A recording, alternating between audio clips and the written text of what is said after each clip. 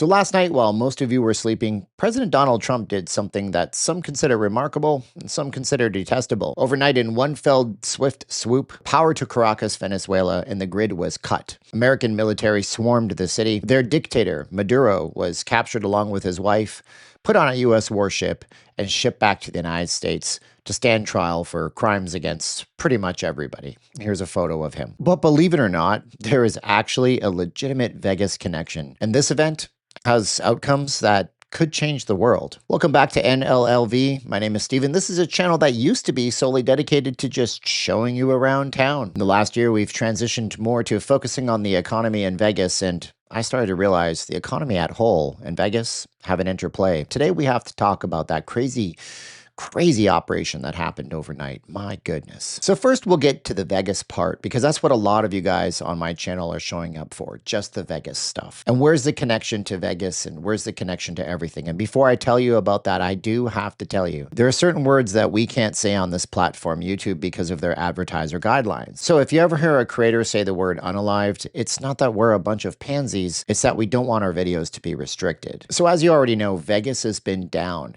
every single month for 11 months in a row, but not for the casinos. We'll get to that in a minute. 2025 was the year that the regular person stopped coming to Vegas, and Vegas started catering towards the upper 10% of the economy. Now, you may not know this, but Vegas sits in a very unique and novel place when it comes to traffic. You know, people who bring in Coca-Cola Classic, the kind of thing that they arrested Bruno Mars for years ago. I'm sure he wishes you didn't know this, but here's a mugshot of him. And no matter what I try, I can't get over finding social media posts that say that this crackdown are one of the reasons why a certain subset of person has not been coming into the city. And I think you know exactly the type of person I'm talking about. They come into town, and over the course of a single weekend, these people, they wrap up more charges than you would see sitting on a desk at a small town police precinct. So obviously that's not what's causing the overall nearly 8% drop in regular people coming here. That's more attributed to things like the 1.1 million layoffs that we had in 2025 across the country, or the fact that big businesses are saying that 60% of them are planning even more layoffs in 2026. Where does that put you? I want you guys to consider that. That doesn't account for the fact that people are hoarding their cash because there's so much uncertainty, and people's saving rates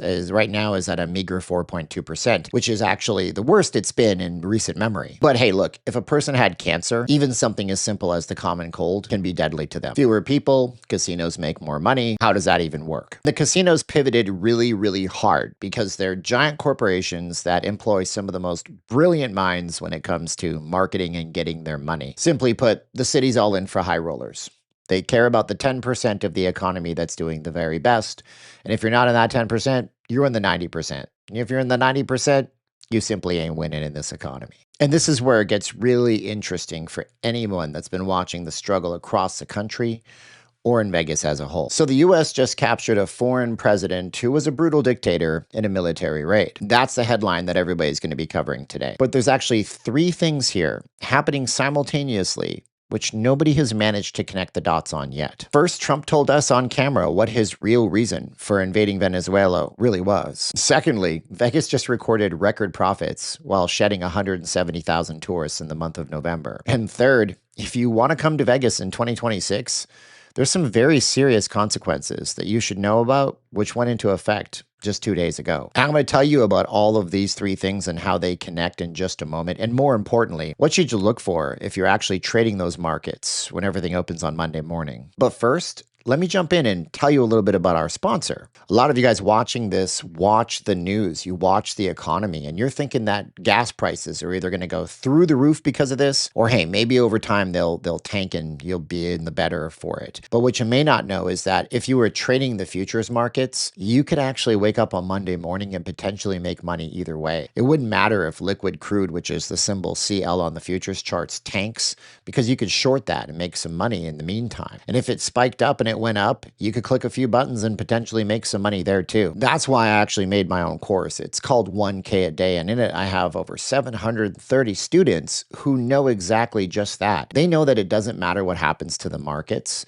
They know that no matter what happens, they go up or down, they click a button or two, and within 15 minutes a day, a lot of them are making a couple $100 in that time. So listen, you can either doom scroll this stuff, read all the bad news, read all the good news, and get nothing out of it, or you can take part in something and learn how it all works. And if it would change your life to potentially make a couple $100 in 15 minutes a day just by knowing a skill nobody else has, I want you to click the first link in the pinned comment of this video. You're going to type in the code CRUDE, C-R-U-D-E, because spoiler alert, that's mostly what this is all about. And you're going to get the entire course for just $199. That's before the price goes up. It's going to be $299 or $350. I want you to get in, be one of the first 3 people. I only have 3. I usually have 4. But be one of the first 3 people to get the entire course for $199. Learn everything you need to know so you don't just have to doom scroll. Because you know what? You can doom scroll all you want, but at the end of the day, it's just doom and gloom in your bank account too. And it's about time you do something about it. And with that, I'll see you on the other side as a student in my course. But we do have to talk about the real deal. What's really happening here? And that would be what Trump actually admitted in his press conference at Mar-a-Lago today. We're going to have our very large United States oil companies, the biggest anywhere in the world, go in, spend billions of dollars, fix the badly broken infrastructure, the oil infrastructure, and start making money for the country.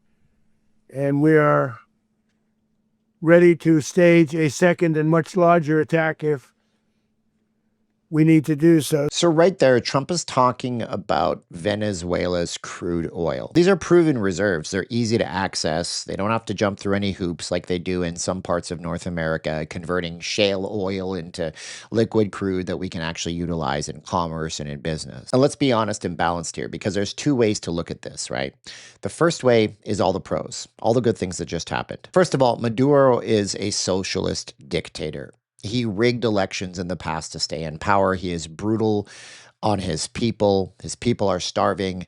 And he basically destroyed Venezuela's economy, which, by the way, at one point in South America was one of the most rich and lush economies in the entire continental area. 7.7 million Venezuelans have actually fled the country. That's 20% of their entire population. And in 2020, the United States government already indicted him on narco charges and making it unsafe for you, your children, your family. Tren de Aragua, one of the worst gangs in the entire world, has been operating with absolute impunity in this area for a very long time and exporting that to the United States as well. And with all of this right now, if America does take control of everything, our gas prices are going to go down and everybody's life is going to get a little bit better. So an end to a brutal dictatorship and a stabilization of energy costs, less narco stuff happening in the United States. These are all positives. But on the flip side, we have to be really careful and measured, right? I mean, think about Iran and Afghanistan. $8 trillion over the course of 20 years. A never-ending war that only went to benefit big, giant war hawk companies. Companies like Raytheon, companies like Boeing, people who make munitions, and all of the politicians who get rich off of all of that. Yeah, you didn't see any benefit. Nobody's thinking about the fact that Venezuela basically has no infrastructure. This will be a massive rebuilding project that the American government may be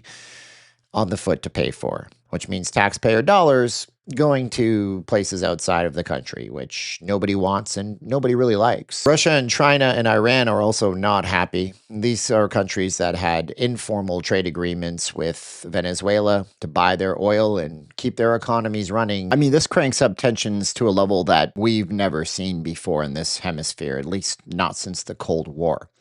Does this lead to World War III? Are we already in World War III? Technically, not technically.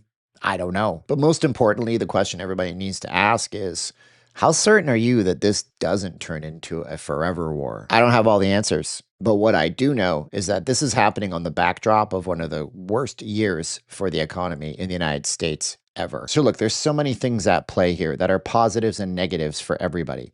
First, we have the IRS tax laws that went into effect, and everybody knew that was going to happen. That will bring money into the U.S. Treasury if people actually decide to write off their losses on taxes, thereby owing 10% on their losses, going directly to the government to fund programs and hopefully right the ship economically. We have too big of a deficit. It's ridiculous. The second being the fact that there are way less DRU blank blanks in Vegas right now. And whether or not that's actually affecting the tourism, one thing can be certain, these are positives because they keep them out of our communities. And this is a policy by Trump. They've been on the radar for a long time and they finally started cracking down. Thirdly, we have the sudden and incredibly surprising shock capture of Maduro. And again, this will only benefit the United States even more, bringing more tax dollars into the country, bringing cheaper oil prices and energy prices. And they all seem to have a weird intertwining way of linking together, don't they? One thing's for certain, though, the people that understand what's coming next are the affluent asset holders, and they're waiting to trade these markets. They're preying on the price, trying to scoop in and buy low and sell high. People in the AA class, the affluent asset holders, are also looking to strike when the iron is hot. I can see them now calling or emailing or clicking into their brokers, telling them to buy oil prices on Monday. I don't give financial advice, but to all my traders in my course, I tell you, go check a look at CL on Monday. It's going to be a fun ride, and I do suspect that we'll see a bump in the price and corrections and the volatility that traders that understand those markets really thrive on and can totally capitalize on. If you're looking to do that, click the course link below, put in the code, get the code for $199 and learn how you can capitalize on these things like the AA class. And at the end of the day, the casino companies will simply continue to prosper out here. They'll keep bringing in the top 10% of the economy, providing them special events and special experiences. There'll be future Super Bowls that they can attend, but you can't. And when the Las Vegas Athletics somehow make it here, if the stadium ever fully materializes, ticket prices for those games will be higher than ever. Concerts will cost more. Dining experience will be $50 to $60 in the future. And Vegas will thrive, whether or not you're on the upper part of the K-shape or the lower part of the K-shape. So do something about it, right? Go and get an education. Go watch YouTube videos that empower you to know what comes next. Start a business, make more money, participate on the upper part of the K, because at the end of the day, all we got is that short period that we're on the ground for, walking upright and alive, and we don't know what's going to happen next. But that's my take and how I managed to connect the dots on Vegas, Maduro, Venezuela, people who sit in traffic with Coca-Cola Classic, tax laws, and everything else, and how it plays into the economy. And if you're just browsing through, or you're one of my longtime viewers, understand that I talk about Vegas, and I'm moving out to the economy. I've had the channel for 7 years now. It's been a long ride, and it's about time that we push out a little bit further. And my YouTube stats show me that most of you guys are actually watching economics channels and trying to figure things out, so I figured I'd lend my voice. Until the next time we meet, I'll leave you with what my mentor always tells me, which is the best advice you can have. Just keep swimming.